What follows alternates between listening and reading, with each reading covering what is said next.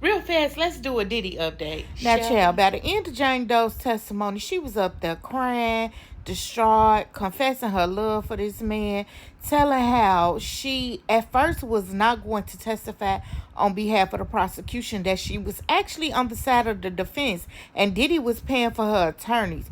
But then the prosecutor came to her like, baby, you either finna testify against him or you finna face charges yourself. Y'all know what she did once they told her that. She flipped. But now her testimony up on the stand seemed to be conflicting, because at some points her testimony kind of went for the prosecution, and then other times her testimony led off into the defense.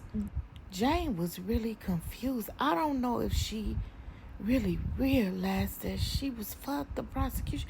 I don't know, child. Now, during her testimony, she told about an escapade. Let's call it that. Freak offs. Well, one of Diddy's really close friends, a musical icon, and his wife had ordered one of them Craigslist. And she actually was on a plane ride with the man, like, oh, hey, how you doing? And the man was like, hey. And the man was telling her where he was headed to. And she was like, oh, with who? And the man was telling her with who. And child, with all that twist and turns of conversation, 2 and 2 together, it sound like it was Yeezy and that new girl he parades around half naked. Where's that girl? Parents. And to make matters worse, on the last day of her testimony, child, which was brief and full of emotions, and her doing a whole lot of crying and a whole lot of I love Diddy, Kanye showed up. For some reason, after waiting about 45 minutes to an hour, the courtroom was to capacity, and he never got in to show Diddy his support.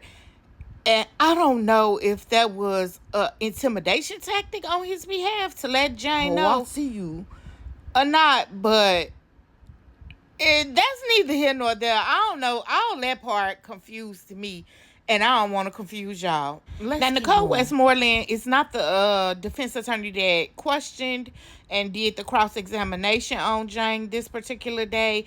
It was Garagos, Mark Garagos' She daughter. Was a little softer than what Nicole was.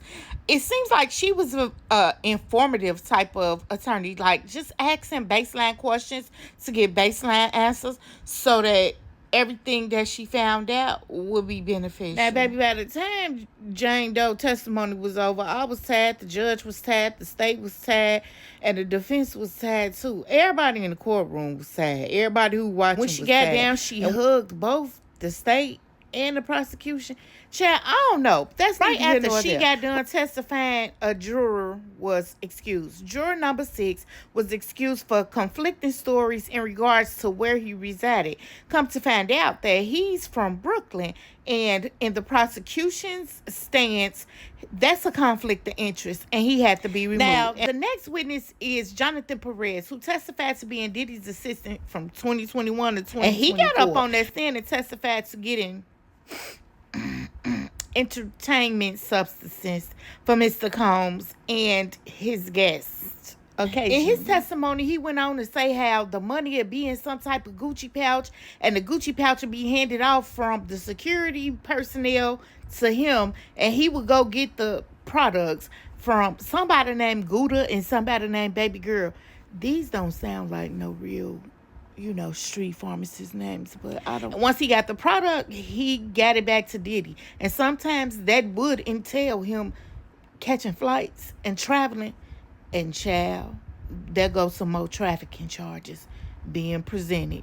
Keep in mind, Perez is number 4 of the witnesses that has testified under I know immunity. For a fact that Perez is number 4 that has immunity from being criminally indicted himself. But now, also to go along with that fact, we got to note that the man invoked his Fifth Amendment right behind closed doors, not in front of the jury. That would present prejudice. And that initiated this immunity. I don't know what's going on, All I know is it's Monday and we headed back to court. But the prosecution is saying that they gonna minimize. They feel like they witnesses. done. They feel like they close to being finished with presenting their side of the case. And up next is the defense. Stay tuned, and I'll update y'all soon.